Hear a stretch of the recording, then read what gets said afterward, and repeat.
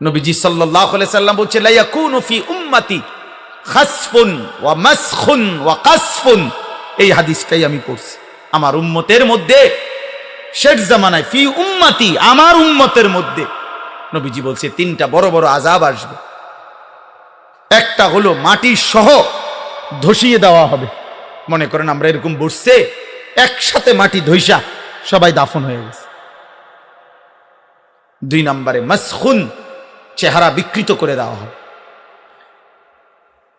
3 নম্বরে কাসফুন, পাথরের বৃষ্টি বর্ষিত হবে। বিশুদ্ধ হাদিস, তিরমিজি শরীফের হাদিস। সাহাবারা জিজ্ঞেস করছে ইয়া রাসূলুল্লাহ মাতা, কখন এমনটা হবে? নবীজি বলছে ইজা জাহারাতিল কাইনাত ওয়াল মাআজিফ, যখন ব্যাপকভাবে গায়িকা, বাদ্যযন্ত্র, গান বাদ্য, নাচনেওয়ালি আর নর্তকী, বেহায়াপনা, গান বাদ্য আর বাদ্যের ঝংকার, এটা যখন বেড়ে যাবে, ওয়াস্তাহাল্লাতিল খামরা, এবং মানুষ হালাল পানির মতো মদ আর নেশা পান করতে থাকবে। আল্লাহর নবী বলেন তখন এই 3টা আযাব আসবে।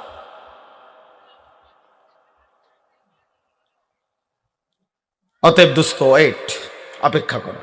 তোমার দাদা আশা করি তোমার আগে চলে যাবে, তুমি তোমার দাদা লেগে চিন্তা করো না। ছেলেরা বাপ মনে রাখে, তুমি তোমার আব্বার লেগে চিন্তা করো না। তোমার আব্বা আশা করি তোমার আগে মরে যাবে।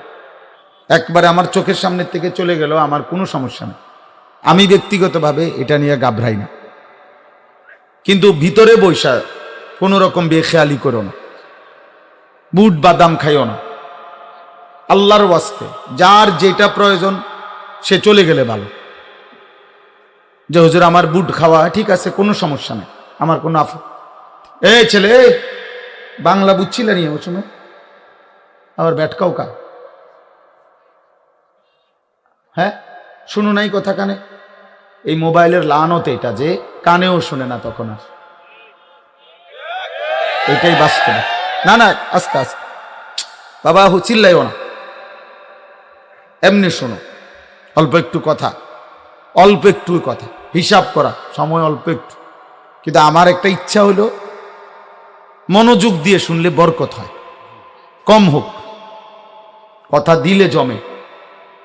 মানুষ একদিনে সবাই পরিবর্তন হয়ে যাবে এটা আমরা বলি না, কিন্তু শুনে রাখলে, কানে পৌঁছলে, দিলে জমে, একটা সময় ইনশাআল্লাহ মালিক চাইলে আসলে পরিবর্তন হয়। বাস্তব কথা হলো এই জনপ্রিয় অজনপ্রিয় কোন হুজুর দিয়েই কারো পরিবর্তন হয়? আল্লাহর ফায়সালায়। বহু জনপ্রিয় বক্তাও আইসে গেছে, ওনার দিয়ে তেমন কোনো কাম হয়েছে না, কিন্তু এমন সাধারণ কাউকে দিয়েও অনেক মানুষের জিন্দেগি পরিবর্তন হয়ে গেছে। কাজেই জীবন পরিবর্তন হওয়া হলো মূল মাকসাদ। ওই হুঙ্কার, চিৎকার, সুর, কান্দা কোনোটাই মূল বিষয় না, কোনোটাই মূল বিষয়। এই 10 লক্ষ মানুষ কোন বক্তার শ্রোতা, এতে তেমন কিছু আসে যায় না, কিছুই না। মনে করেন এখানে একবারে 10 লাখ লোক হয়েছে, তো কি হয়েছে? 10 লাখ লোক হয়েছে আর কি, অথবা 10 জনই হয়েছে, তো কি সমস্যা কি?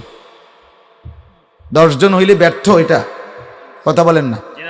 তাইলে এইটা কোনো বিষয় না, এটা কোনোভাবেই বিষয়। খ্যাতি, সুখ্যাতি, মোহ, পদ, পদবী, সুনাম, জনপ্রিয়তা, এগুলো দুনিয়াবি বিষয়। আখিরাতে এগুলোর 2 পয়সার কোনো ভ্যালু নেই। فإذا نفخ في الصور فلا أنساب بينهم يومئذ ولا يتساءلون। কোরআনুল কারীমের মধ্যে আল্লাহ তাআলা বলেন, যখন ইসরাফিল ফু দিবে, হাসরের মাঠ কায়েম হবে, তো আল্লাহ তাআলা বলেন এই কোটি কোটি মানুষ যখন হাসরের মাঠে দাঁড়াবে, কেউ কাউকে আত্মীয়তার, বংশের, সম্পর্কের কোনো পরিচয় দিবে না। ফালা আনসাবা বাইনাহুম ইয়াউমাইদিন, সেদিন কারো মাঝে কোনো আত্মীয়তার পরিচয় সূত্রে কেউ কারোর সাথে কোনো পরিচয় দিবেন।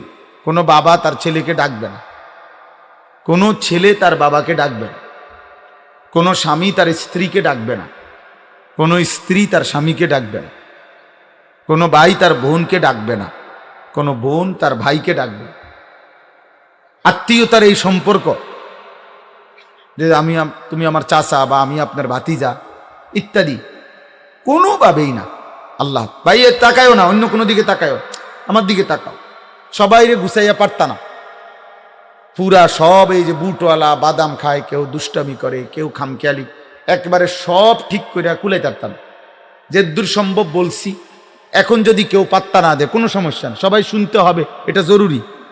কথা বলে না, সবাই মানতে হবে, এটা জরুরি না? না জরুরি না। আল্লাহ যাকে ফায়সালা করে সেই শুনি, খালাস। কোনো কত গাফেল, চিন্তা করো যে আমার কাছে এটা খুব মনে হয়, আহারে মসজিদে জামাতে নামাজ হইতেছে, ও মাহফিলে আসছে, বদনসিব, কত বড় মন্দ কপাল, কত বড় দুর্ভাগা। দুর্ভাগা এখানে বুট বাদামের দোকানে দাঁড়ায় আছে, মসজিদের 4 রাকাত পুরা নামাজ শেষ হয়েছে, বদনসিব মসজিদে ঢুকতে পারে না।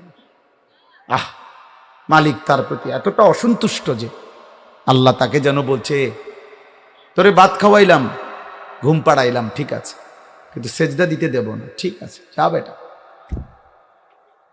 10 টাকার বুটের কাছে আখেরাত বিক্রি করে দিস, 1 প্লেট চটপটির কাছে আখেরাত প্রত্যাখ্যান করছে। এবং আখেরাত আমার লাগবে না, আমার চটপটি যথেষ্ট। অনেক ছেলে, অনেক, হায় হায় হায়, বদনসিব, দুর্ভাগা, মন্দ কফা।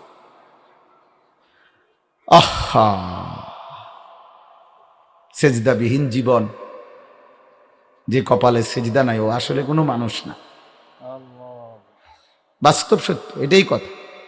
কোরআন সুন্নাহর আলোকে ও কোনো মানুষ না, ও এক ধরনের চতুষ্পদ জন্তু, ওইটাও এক ধরনের হাইওয়ান, এক ধরনের জানোয়ার।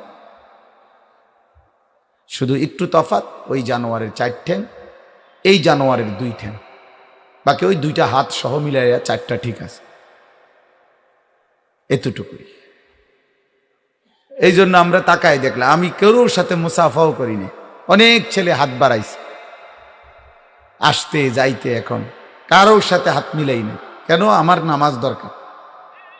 আলহামদুলিল্লাহ আমি তাড়াহুড়া করে আসছি, তারপরও আমি অজু করে ইস্তেঞ্জা করছি, অজু করছি, এবং 4 রাকাত নামাজ, 1 রাকাত শুধু প্রথম রাকাত পাই নাই, বাকি জামাত পড়ছি, সুন্নত পড়ছি, বিতির পড়ছি, পড়ে আসছি, খালাস। কিন্তু তোমরা এতগুলো ছেলে কি করলা এখানে দাঁড়ায়? কি করলা আব্বা? মুসলমান এত নিকৃষ্ট কেমনে হইল? এত লজ্জাহীন মানুষ হয় যে আল্লাহর ঘরের সামনে মাহফিলে মানুষ চক্ষু লজ্জা বলতে তো একটু থাকে, একটা বিবেক, সামান্যতম চক্ষু লজ্জা, যে কিরে আমি আসলাম মাহফিলে, এনে নামাজ হইতেছে, এরা দাঁড়ায় দাঁড়ায় এনে গফ করতেছে। আরে নির্লজ্জ রে। 10 টাকার বুটে কি আসবে যাবে? 30 টাকা 20 টাকার 1 প্লেট চটপটিতে কি হবে? আর তেমন কোনো পুষ্টি, ভিটামিন কিচ্ছু নাই, সামান্যতম কোনো শারীরিক দুনিয়াবি কোনো উপকারও নাই, যে বিশাল কোনো পুষ্টিকর কোনো খাবার, বুট বাদাম এমন কিছু না, আহামরি কিছু না। এটা চটপটি তেমন কিছুই না। কিন্তু আল্লাহর নবী সাল্লাল্লাহু আলাইহি ওয়াসাল্লাম বলছেন, লাসাজদাতুন ওয়াহিদাতুন খায়রুম মিনাদ দুনিয়া ওয়া মা ফিহা। একটি সেজদা দুনিয়া এবং দুনিয়ার মধ্যে যত কিছু আছে সব কিছুর চাইতে শ্রেষ্ঠ। এক সেজদা, একটা সেজদা। নবী সাল্লাল্লাহু আলাইহি ওয়াসাল্লাম বলেন, আকরাবু মা ইয়াকুনুল আবদু মির রাব্বিহি ওয়া হুয়া সাজিদ। কোন বান্দা আল্লাহ তাআলার সবচেয়ে ঘনিষ্ঠ হয়, সবচেয়ে ঘনিষ্ঠ হয়ে যায় যখন সেই বান্দা সেজদা করে। আল্লাহ পাকের নবী ওয়াদা দিছে, বান্দা যখনই সেজদা করে আকরাব, সে আল্লাহর একদম ঘনিষ্ঠ হয়েছে, ঘনিষ্ঠ হয়েছে। তাহলে বোঝা গেল যে বান্দা যখন সেজদা করে সে আল্লাহর আকরাব। আরবি ভাষার আধিক্য বুঝায়, এটার সর্বোচ্চ শব্দ ইসমে তাফজিল, এটা দ্বারা আধিক্য বুঝায়। তাহলে বান্দা আল্লাহর সর্বাধিক ঘনিষ্ঠ হয় যখন সে সেজদা দেয়। তাহলে এর বিপরীত কথা কি? যে নাফরমান যখন সেজদা দেয় না, তো বান্দা ওই নাফরমান আল্লাহ তাআলার সবচেয়ে বেশি দূরে চলে যায়, আবাদ। এটা যদি হয় আকরাব, তো ও কি? আবাদ। ও সবচেয়ে দূরে, ও সবচেয়ে বেশি বিতাড়িত। এই জন্য কোনো মানুষ আল্লাহ তাআলার কাছ থেকে সবচেয়ে বেশি দূরে সরে কখন? সেজদা না দেয়। আর এটার প্রমাণ কি? ইবলিস। ইবলিস কি কারণে এতটা বিতাড়িত হল? সেজদা না দেওয়ার কারণে। শয়তান, আল মুবঈদু আনিল হক। শয়তানকে শয়তান কেন বলা হয়? তাফসীরে আছে, সব তাফসীরে আছে, আরবি তাফসীর। শয়তানকে এই জন্য শয়তান বলা হয় আল মুবঈদু আনিল হক, যে নিজেকে সত্য থেকে দূরে রাখে।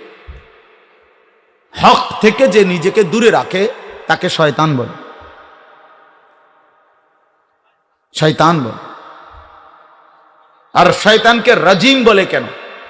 শয়তানের অপরাধ এতটা জঘন্য যে রাজিমের মূল অর্থ হইল এমন ব্যক্তি, এমন কিছু যা যে মূলত পাথর মারার উপযুক্ত, মানে যাকে মূলত পাথর মারা উচিত, এটারে কয় রাজিম। এমন অভিশপ্ত যাকে মূলত কি মারা উচিত? পাথর মারা উচিত। এজন্য ইসলামী শরীয়তে কোনো বিবাহিত পুরুষ এবং নারী যদি জিনা করে, ব্যভিচার করে, তার শাস্তি হলো রজম, এই পাথর মেরে হত্যা করা। এই রজম আর রাজিম একই জিনিস।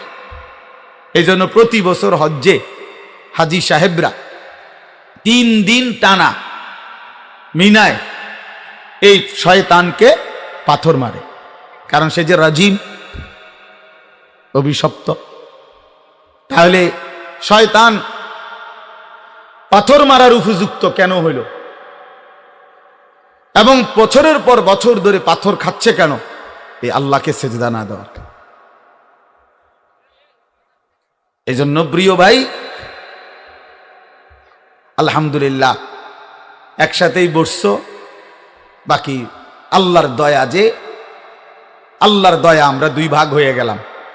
কিছু বদনসিব সেজদা দিতে পারলা না, মালিকের কোটি মেহেরবানি যে আমরা এসে সেজদা দিছি। ইনশাআল্লাহ তোমার মাঝে আমার মাঝে, আমাদের যারা আমরা নামাজ পড়ছি এখন, আর তোমরা যারা পড়ো নাই, তোমাদের মাঝে আমাদের এটা একটা পার্থক্য। তাহলে মানুষের পার্থক্য ভাত খানার ভিত্তিতে না। ভাত তো আলহামদুলিল্লাহ আমরা সবাই খাইছি, পেশাব পায়খানা আমাদের সবার হচ্ছে, ক্ষুধা তৃষ্ণা ঘুম এগুলো তো আলহামদুলিল্লাহ সবার পূরণ হচ্ছে। কিন্তু পার্থক্য সেজদা। একদল সেজদা দিলা, আরেক দল দিলা। নবীজি বলছেন বাইনার রাজুল ওয়া বাইনাশ শিরকি ওয়াল কুফর তারকুস সালাত। কোন ব্যক্তি মুশরিক নাকি কাফের, এটা পার্থক্য করার চিহ্ন নামাজ পড়া বা না পড়া। সাফ কথা, সাফ কথা। ভাত খাও, কোনো অসুবিধা, কেউ কারে আটকায় না, তুমিও আটকাইতা না ইনশাআল্লাহ। খাইবা, ঘুমাইবা, পেশাব করবা, নারী দেখবা, ছবি দেখবা, উলঙ্গ দৃশ্য দেখবা, জিনা করবা, ব্যভিচার করবা, সুযোগ পাইলে মদ খাইবা, গাঁজা খাইবা, অসৎ বন্ধুদের সাথে আড্ডা দিবা, কোনো মেয়ের সাথে হারাম সম্পর্ক করতে পারলে করবা। ভালো, ঠিক আছে, চলো, অসুবিধা কি? তোমার মানা করছে কি? কত হাইওয়ান কত কিছুই তো করে, তো অসুবিধা কি? কুকুর কি করে কে দেখে? শুকর কি করে কে দেখে? জন্তু জানোয়ার কি করে কে কার খবর রাখে? এত সময়। কিন্তু নবীজি সাল্লাল্লাহু আলাইহি সাল্লাম স্পষ্ট বলছে, এক মানুষের মাঝে সে কি মুশরিক নাকি কাফের চিহ্নিত করার উপায় হলো নামাজ। নামাজ ফারকু মা বাইনানা ওয়া বাইনাল কুফরি আস-সালাহ। নবীজি বলছেন আমাদের মাঝে আর কাফেরের মাঝে পার্থক্য নামাজ। নবী সাল্লাল্লাহু আলাইহি সাল্লাম বলেছেন মান তারাকা সালাতাম মুতাআম্মিদান ফাকাদ কাফার। যে ইচ্ছে করে নামাজ ছেড়ে দিল সে কাফের হয়ে গেল, কুফরি করল, ফাকাদ কাফারা। তাইলে বাবা বলো তো, তোমরা এখানে অনেক ছেলে আসো, এখন যারা এখানে এখন দাঁড়ায়ছে তোমাদের কোনো কারণ নেই, না রোগ, না ব্যাধি, না বৃষ্টি, না বন্যা, না তুফান, না জলোচ্ছ্বাস, না তোমার উপরে কোনো কিছু হইছে যে আমার পাও ভাঙ্গা গেছে, হাত ভাঙ্গা গেছে, একেবারে কোনো কারণ ছাড়া তোমরা নামাজ পড়লা না এই এখন। তা রাসূলুল্লাহ সাল্লাল্লাহু আলাইহি সাল্লাম এটাই বলছে, ইচ্ছে করে মুতাআম্মিদান, ইচ্ছে করে যে নামাজ ছেড়ে দিল সে কুফরি করল, ফাকাদ কাফারা, সে কুফরি করল। ভাত খাও, ভাত তো বেঈমানও খায়। ঘুম যাইও বাবা, ঘুম, হ্যাঁ সবাই যায়, জন্তু জানোয়ারও ঘুমায়। এই জন্য জনপ্রিয়তা দিয়া কি করবা? আমারে দেখে তুমি করবাটা কি? আর তোমার জনপ্রিয়তা পছন্দ দিয়ে আমি করবোটা কি? মনে করেন একজন বক্তারে দেখতে আসলা অনেক ছেলে, স্পষ্ট এটা আল্লাহর দুশ্মন। কোন মানুষকে দেখতে আসলা কিন্তু মালিককে সেজদা দিলাম, কত বড় নিকৃষ্ট দুশ্মন। আমার মতো একজন মৌলবী দেখলে কি হবে বেটা? আমার দিয়ে করবা কি? আমার দিয়ে করবা কি? আমি কি তোমারে ইলেকশনে দাঁড়াইছি? আমার থেকে কি কোনো বরাদ্দ আছে? চাল, ডাল, তেল, সাবান? আমি কি কাউরে 10 টাকা দিছি? কি দেখতে আসছো? হ্যাঁ, একজন মানুষকে দেখতে আসলা যে তুমি জানো যে আল্লাহর নামে কথা বলে, আল্লাহর কথা বলে, কোরআনের কথা বলে, এই তো কথা, আর কিটা? একজন ওয়াইজ, সে যাই হোক, একেবারে যত বড় হুজুরে হোক, তা তুমি তো এটা জানোই যে উনি আল্লাহর কথা বলে, আখিরাতের কথা বলে, কোরআনের কথা বলে। সেই তাকে দেখতে আইসাও, তার বয়ান শুনতে আইসাও, তো তুমি তো জানোই আল্লাহর কথা বলে, তো সেই আল্লাহর সেজদা দিলে না কেন? তো তোমার মতো অসভ্যরে আরো কত বছর বললে কি ফায়দা? আমারে অনেকেই পছন্দ করে, তো আমি পছন্দ দিয়ে কিতা করুম? কথা বলেন না কেন? মনে করো তুমি আমারে পছন্দ করতো, আমি তোমার পছন্দ দিয়ে কিতা করবো? ফাসেকের পছন্দ দিয়া? কোন ফাসেক এই পৃথিবীর সমস্ত ফাসেক পাপী কোন আলেমে দ্বীনকে মহব্বত করে, তো এই আলেমে দ্বীনের এতে ফায়দা কি? কথা বলে না, বলেন হানিফ ভাই, আপনার কি ফায়দা? কি আসবে যাবে এতে? বলো না আব্বা, কি আসবে যাবে? অতএব দোস্ত, আমি সুযোগ দিলাম, অনুমতি দিলাম, খুশি মনে তোমরা যারা নামাজ পড়ো নাই তোমরা উঠে চলে যাও। আমি খুশি হইয়া কইলাম তোমাকে ভালোবাসা আমি পাইছি, আলহামদুলিল্লাহ, তোমরা আমারে পছন্দ করো, আসছো। আমি তো এত তামসা তো চাইছো, হুজুরের তামসা দেখছো না? এই যে হুজুর এই ডকের, এই যে দেখলা তামসা দেখছো, তো আর কি তা হুজুরে দেখছো, আর কি? এখন তো সারছে, আর কি তা? কারণ তোমার তো আর আখেরাত লাগবে না, তো তাহলে বাদ দাও, এখন যাও, এখন চলে গেলে ভালো। আব্বা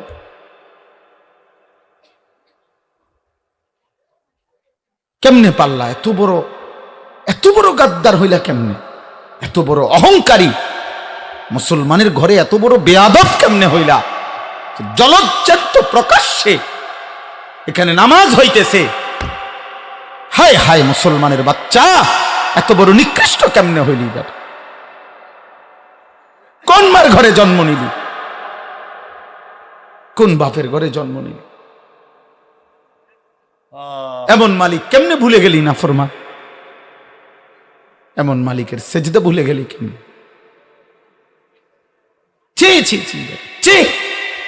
থুতো বেটা তোর কপালে, বেটা থুতো মারি তোর কপালে, বেটা যা, তুই বেটা চলে যা, বেটা বেনামাজিতে উঠে যা, বেটা এত বড় অসভ্য হয় মানুষ। আস্তাগফিরুল্লাহ, আস্তাগফিরুল্লাহ, আস্তাগফিরুল্লাহ। বলে কি আল্লাহ তাআলাকে, এত বড় মহান মালিককে একটা সেজদা দিবা না? কি শুনবা বয়ান? কি বলতো বলো? বলে লাভ কি? আল্লাহ আমাদেরকে হেফাজত করে। আমিন। যদি কারো বিবেক থাকে, যদি এক পবিত্র মায়ের দুধ খায়া থাকো, যদি রক্তে শেষ এক ফোঁটা ঈমান থাকে, মানুষের ঘরে, মুসলমানের ঘরে জন্ম নিয়েছ, আজকে সেজদা দিন। বলে গেলাম, আজকে সেজদা দিন। শরীর পাক বানাও, প্রয়োজনে নাপাক শরীর নতুন করে গোসল করো, আবার মালিককে সেজদা দাও। যদি বলে হুজুর সবকিছু ঠিক মতো পারি না, এমনি সেজদা দাও, চোখের পানি ফেলে বলো, আল্লাহ তোমার জমিন, তোমারও আসমান, এত বড় কায়নাত তোমার। আল্লাহ তাআলা কোরআনে বলছেন, বান্দা এটা ঠিক না, বান্দা তুমি জানো না বান্দা আমি কি পরিমাণ, কত বড় সৃষ্টি জগৎ দিয়ে আমি তোমাকে লালন পালন করি। একটা একটা লোকমা খাবার, এক এক লোকমা খাবার আমাদের মুখের সামনে যদি এক সেকেন্ড আমরা কল্পনা করি, তাহলে এত বড় বিশাল পৃথিবী, এই পুরা আসমান জমিন সব সাজাইয়া সব কিছুর ব্যবস্থাপনার মাধ্যমেই আল্লাহ তাআলা আমাদের এক এক লোকমা খাবার পৌঁছে। যদি আসমান না থাকে তাইলেও ফসল হবে না, যদি জমিন না থাকে তাইলেও ফসল হবে না, যদি সূর্য না ওঠে তাহলেও ফসল হবে না, যদি চাঁদ না ওঠে তাহলেও ফসল হবে না, যদি বাতাস না থাকে তাহলেও ফসল হবে না, যদি আলো অন্ধকার না থাকে তাইলেও ফসল হবে না।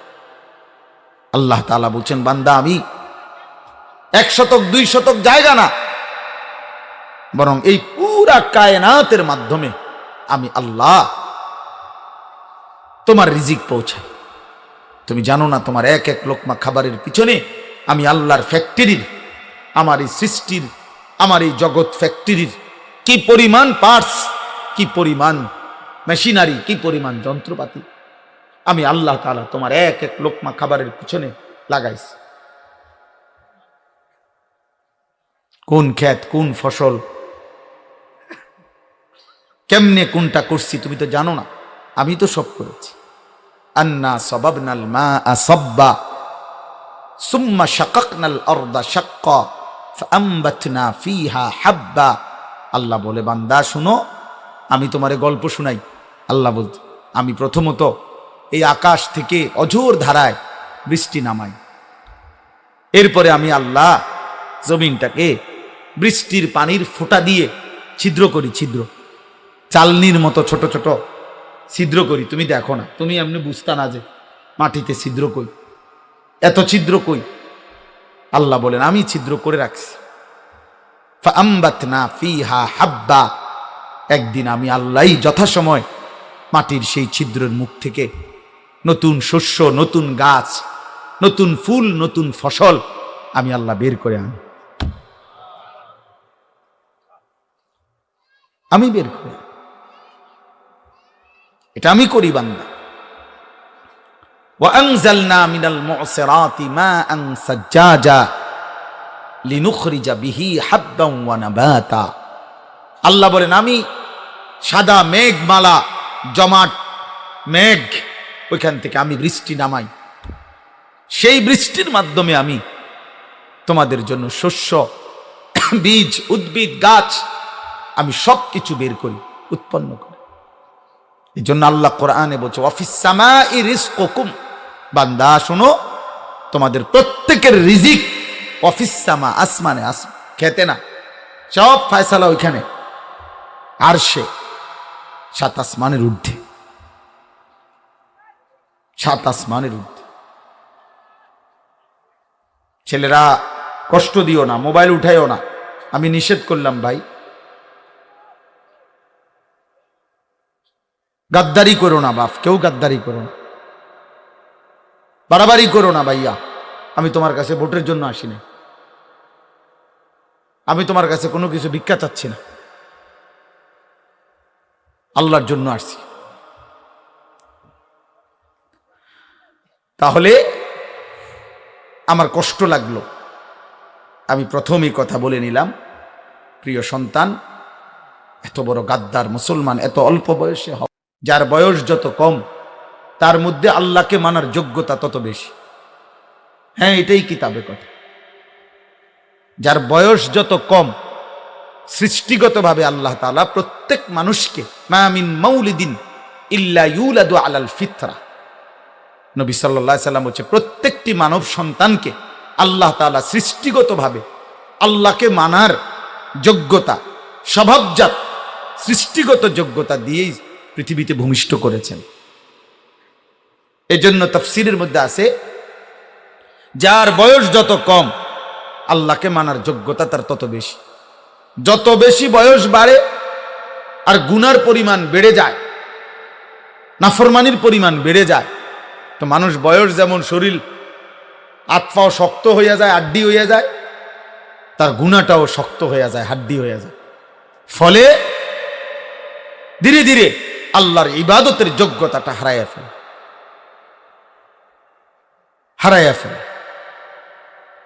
এই জন্য বয়স মাত্র 14, 16, 18 বছর। যুক্তির কথা হলো এত কম বয়সে তো আরেকটু দিল নরম থাকার কথা, আরেকটু নরম সরম হওয়ার কথা মুসলিম ছেলে। এত কম বয়সে তো এত বড় অহংকারী, এত বড় যে সাহসী, যে বেটা যা বেটা, আল্লাহ কি আবার বেটা, কিসের আবার নামাজ বেটা, যা কিসের আবার আল্লাহ, কিসের বিপদ আপদ, এত বড় তোমাদের যারা বেনামাজি তোমাদের কিন্তু ভাব এটা, তুমি নিজেকে অহংকারী মনে করো। তুমি মনে করছো যে কে আছে আমারে ঠেকাবে, আমি শরীর স্বাস্থ্য সুস্থ, আমারে দুর্বল করবে কে, আমার খাবার আমার রিজিক বন্ধ করবে কে, আমার আব্বা বিদেশ থাকে, আমার ফ্যামিলির 2-3 জন উপার্জন করে। এটা কিন্তু অহংকার। কোরআন শরীফে আছে সেজদা না দেওয়াকে কিবির বলে, খোদার কসম অহংকার বলে। আল্লাহ তাআলা ইবলিসকে এই সেজদা যখন দেয় নাই, তখন ইবলিসকে আল্লাহ নিজে বলছে ফামা ইয়াকুনু লাকা আন তাতাকাব্বারা ফিহা, ইবলিস আমি আল্লাহর সামনে অহংকার করা মানাইল না, ঠিক হলো না। তাহলে অহংকার করছে মানে সেজদা করে নাই। কথা বলেন, কি করে নাই?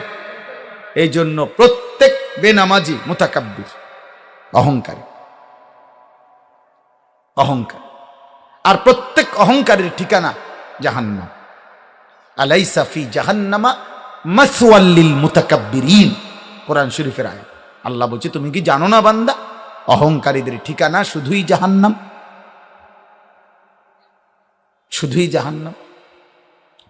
নবীজি সাল্লাল্লাহু আলাইহি সাল্লামকে জিজ্ঞেস করছে ইয়া রাসূলুল্লাহ অহংকার কি? নবীজি বলছে 2 জিনিস। এক, বাতরুল হক, এই বাতারুল হক, যত কিছু হক, যত কিছু আল্লাহ রসুলের বিধান তাকে প্রত্যাখ্যান করা, এটা হলো 1 নম্বরে অহংকার। আর 2 নম্বর গামতুন নাস, মানুষকে অবহেলা করা, কোন মানুষকে অবহেলা করা, আমার রূপ, আমার যৌবন, আমার শরীর, আমার সম্পদ, আমার ক্ষমতা, আমার বাহাদুরি ইত্যাদি কারণ অপরকে তুচ্ছ-তাচ্ছিল্য করা, এই 2টাকেই অহংকার। তাহলে 1 নম্বর হলো হক গ্রহণ করতে অস্বীকার করা, অস্বীকার করা। এজন্য কোরআনুল কারীম আল্লাহ তাআলা বারবার বলছেন, বহু আয়াত আছে, ইন্নাল্লাহা লা ইউহিব্বু মুখতালান ফখুরা, আল্লাহ তাআলা অহংকারী, গর্বকারীকে কখনোই পছন্দ করে না। বলে তো ভাত খাওয়ায় কা, ভাত তো জানোয়ারেরও খাওয়ায়। ঘুম যাই দিয়ে হইতে তো ঘুম গেলে কি, দুনিয়া ভোগ করে তো দুনিয়া ভোগ করলে কি, দুনিয়া তো জন্তু জানোয়ারও ভোগ করে, পেশাব পায়খানা তো জানোয়ারও করে, বাচ্চা কাচ্চা তো জানোয়ারেরও হয়, গরু ছাগলের বাচ্চা হয় না? কথা বলে না, তো গরু ছাগলের রিজিক নাই, কিছু খায় না, হ্যাঁ তো আমাদের চাইতে পিওর খায়। কোনো গরু ছাগল বাঘ ভাল্লুক কোনো জন্তু জানোয়ারের খাবারে কোনো ফরমালিন নেই, ফরমালিন নেই বলতে। জঙ্গলের যেই প্রাণী খায় তার খাবারে কোনো ফরমালিন আছে, ঝামেলা আছে, কোনো ভেজাল আছে? 100% পিওর খাবারটা তো খায় হারা। বাঘের খাবারের মধ্যে ফরমালিন মিশাইব কে? তারই তো ফলে হতাই লেব। সিংহের খাবারের মধ্যে ফরমালিন মিশাইবে কে? কে যাইব এর কাছে ফরমালিন দিত? তার সাহস আছে নি কারো? তাহলে তার খাবার তো পিওর পিওর ভোগ করে দুনিয়া।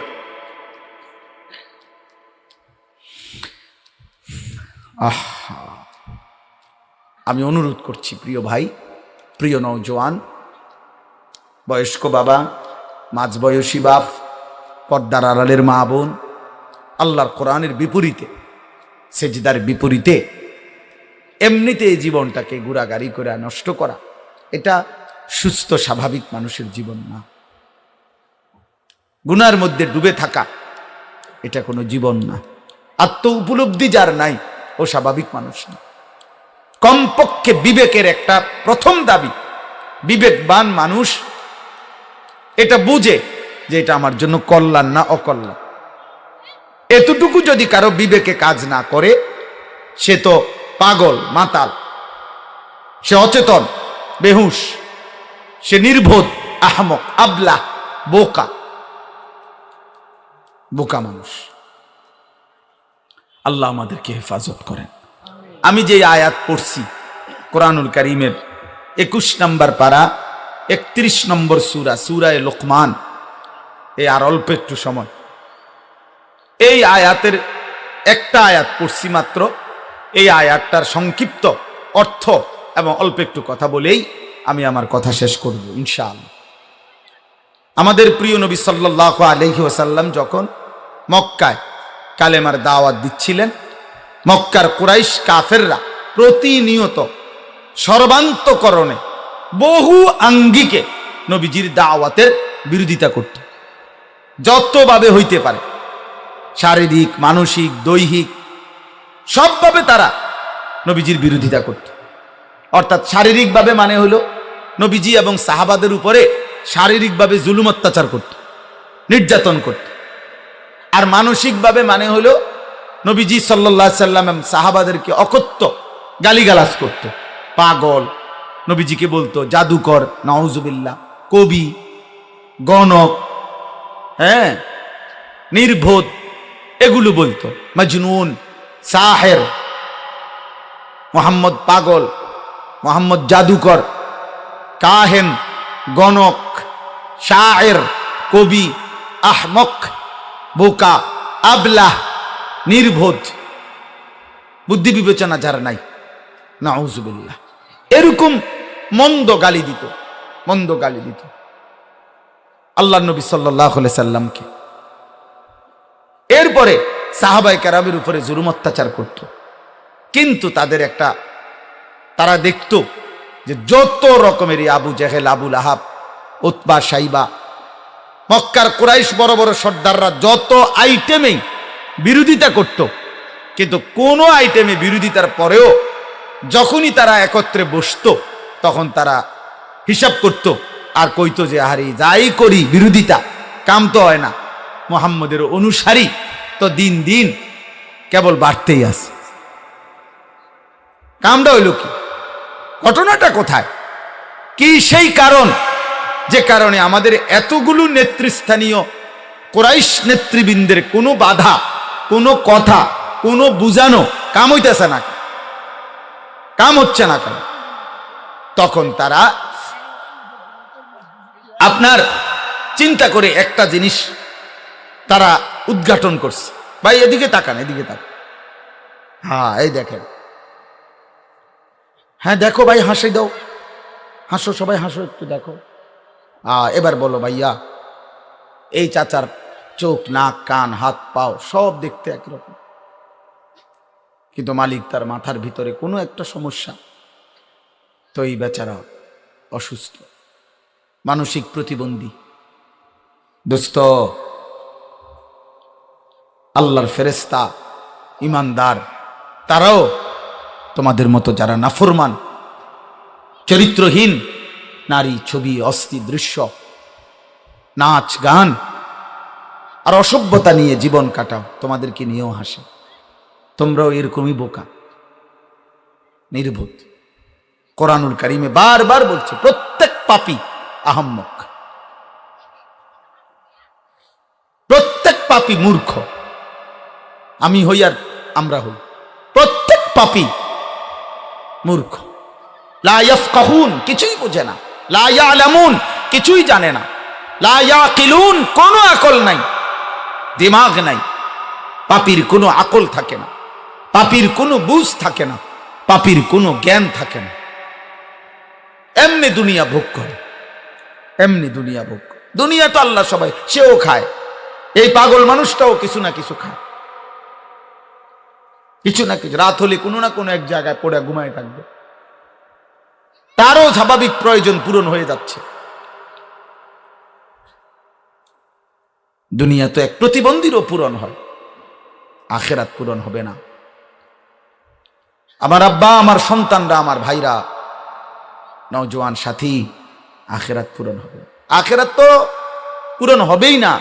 বাকি আমার একটা কথা মনে রাখো, তোমরা যে পরিমাণ বাড়াবাড়ি করতেছ, তোমাদের আগামী জীবন সুন্দর হবে না, কষ্ট পাইবা। মনে রাখো, আমার নাম আনিসুর রহমান। মনে রাখো ভাইয়ের এই কথা। যদি মনে করো ভাই, তো ভাই হিসাবে বললাম।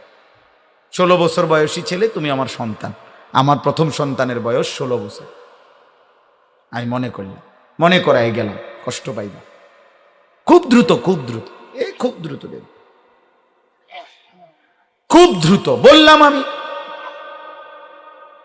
আল্লাহর প্রিয় বান্দারা বলছেন প্রতিদিন, এই যে মনে করো এখানে যে পরিমাণ ছেলে একত্র হইছ, তোমরা কোনো সারা বাংলাদেশের না, তোমরা সারা কুমিল্লা জেলার না, তোমরা সারা ব্রাহ্মণপাড়ারও না। এই সর্বোচ্চ 20 কিলোমিটার, 10 থেকে 20 কিলোমিটার এলাকার ছেলে, এর বেশি হবে না, 20-30 কিলোর বেশি হবে না। তাহলে 20 থেকে 30 কিলোমিটারের ভিতরের কিশোর যুবক ছেলে তোমরা, প্রিয় ভাই, ইনসাফ করে তোমরা দেখো আর খেয়াল করে দেখো বেনামাজি কি পরিমাণ। তাহলে মাত্র 30 কিলোমিটার মুসলিম এরিয়ার মধ্যে যদি বেনামাজি যুবক এত বেশি পরিমাণ হয়, তাহলে আগামী দিনে সুখ আসবে কোত্থেকে? হওয়া তো উচিত ছিল, যদি এখানে যতজন বেনামাজি, এতজন যদি সারা বাংলাদেশের হারে হইতো, তাহলে তেমন একটা টেনশন আছিল না। বুঝেন নাই ভাই? যে সারা দেশের হারে, 1 কোটি মানুষের হারে 200-400 মানুষ নামাজ পড়ে নাই, ঠিক আছে, এটা একটা কি আছে, কিন্তু 20 কিলোমিটার জায়গা মনে করে, তো 20 কিলোমিটার জায়গার মধ্যে যদি এই পরিমাণ বেনামাজি হয়,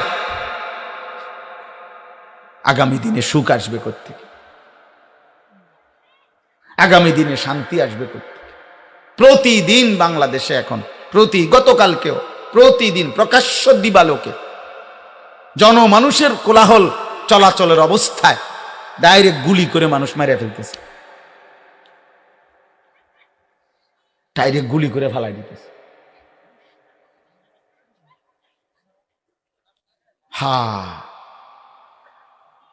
জান, মাল, ইজ্জত, আবরুর নিরাপত্তা থাকবে না, থাকবে না। গুনাহ অশান্ত বানায় দিবে, খোদার কসম, গুনাহ অশান্ত বানায়।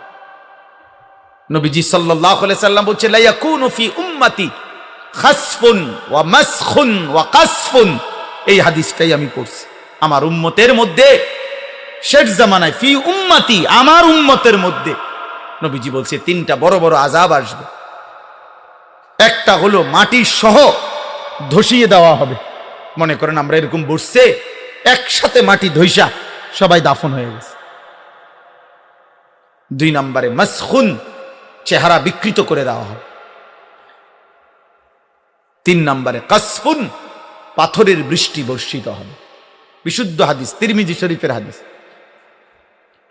সাহাবারা জিজ্ঞেস করছে, ইয়া রাসূলুল্লাহ, মাতা, কখন এমনটা হবে? নবীজি বলছে, ইজা জাহারাতিল কাইনাত ওয়াল মাআজিফ, যখন ব্যাপকভাবে গায়িকা, বাদ্যযন্ত্র, গান বাদ্য, নাচনেওয়ালি আর নর্তকী, বেহায়াপনা, গান বাদ্য আর বাদ্যের ঝংকার, এটা যখন বেড়ে যাবে, ওয়াস্তাহাল্লাতিল খামরা, এবং মানুষ হালাল পানির মতো মদ আর নেশা পান করতে থাকবে। আল্লাহর নবী বলেন, তখন এই 3টা আযাব আসবে।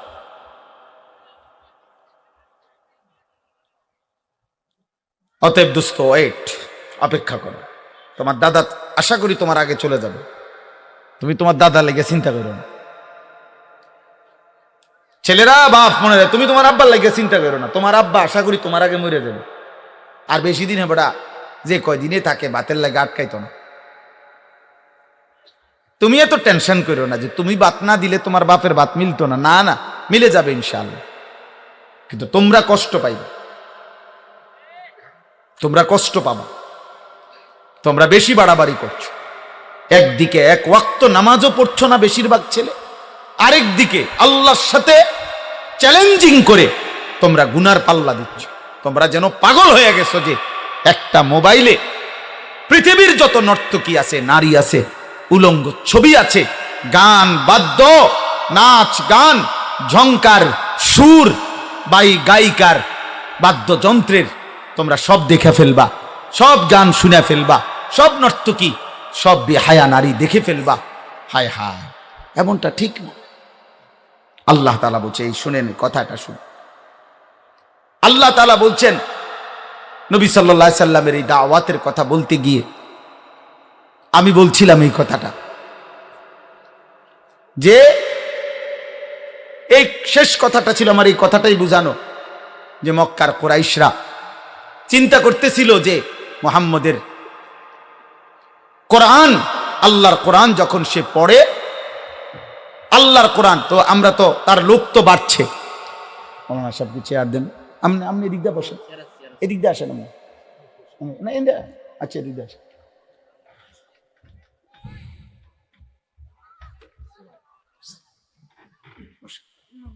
তাইলে এই 2 মিনিট বলতেছি যে আল্লাহর নবী সাল্লাল্লাহু আলাইহি ওয়াসাল্লাম, মক্কার কুরাইশরা ভাবতেছিল যে ঘটনাটা কি মুহাম্মদের সাল্লাল্লাহু আলাইহি ওয়াসাল্লাম, কোনোভাবেই তো আমরা থামাইতে পারতেছি না। তো তারা সবাই মিলে বলছে যে মূল কারণ হইল আমরা কুরাইশ নেতৃবৃন্দ যাই বুঝাই, এর বিপরীতে মুহাম্মদ যখন কোরআন পড়ে, এইটা পড়লেই মানুষের দিল নরম হয়ে যায়। এটা এমন জাদু, এমন মন্ত্র, এই পড়াইটা মুহাম্মদের কোরআন, এটা পড়লেই লোক তার দিকে ভিড়া যায়। আমরা সব বুঝানি মাঠে মারা যায়। আল্লাহ নবী সাল্লাল্লাহু আলাইহি সাল্লামের কোরআন, এই তখন তারা বুঝাইতে চাইছে যে এই কোরআনের যে তেলাওয়াত মুহাম্মদের জবানে পড়ে, এইটার তো কোনো ব্যতিক্রম বিপরীত কিছু আমাদের কাছে নাই। আমরা কথা দিয়ে তো এটা হয় না, এর বিপরীতে আমাদের কথা টেকে না। তো তারা নির্ধারণ করছে যে এই কোরআনের আওয়াজ, কোরআনের তিলাওয়াত, কোরআনের সুর, এটাই মূল কারণ। তখন মক্কার কুরাইশ, আনাস ইবনে নজর একজন সর্দার, সে বলছে যে আমি ইরান দেশে ব্যবসার জন্য যখন গেছি, সে বলছে আমি দেখছি সেখানে গায়িকা, নাচনেওয়ালি দাসী পাওয়া যায়, যে গান গায় বাদ্যের তালে তালে, আর পুরান দিনের কিচ্ছা কাহিনী গল্প সুরে সুরে টাইনা টাইনা বলে। আর মানুষ তখন গুল হইয়া, আগের দিনে বাজারে যেরকম ওই ক্যাম্বাসাররা ওষুধ বেচতো, মানুষ গুল হইয়া বইতো না, এরকম দাঁড়াইতো, মানুষ খুব মনোযোগ দেয় শুনে। তো সে ওই পরে এই আনাস ইবনে নজর নামে একজন কুরাইশ কাফের সর্দার, ওই ইরান থেকে একজন দাসী চড়া মূল্যে কিনে আনছে। কিরকম দাসী? এই গায়িকা, যে নাচতে পারে, গাইতে পারে, বাদ্যের তালে তালে কিচ্ছা কাহিনী কয়। আর আনার পরে এইবার সে মক্কার কুরাইশদেরকে বলছে যে এইটা একটা ব্যতিক্রম হইতে পারে, দেখো কিছু দুষ্ট প্রকৃতির যুবক, চরিত্রহীন কিছু অসৎ মানুষ, ওই একে তো নর্তকী, গায়িকা, নারী, আবার গান গায়, আবার নাচেও, আবার বাদ্যের তালে তালে কিচ্ছা কয়, গল্প কয়, কাহিনী কয় সুর দিয়া দিয়া। এই তখন আনাস ইবনে নজর এর এই কৃতদাসীর কাছে কিছু লোক ভিড়ত আর এগুলা শুনতো।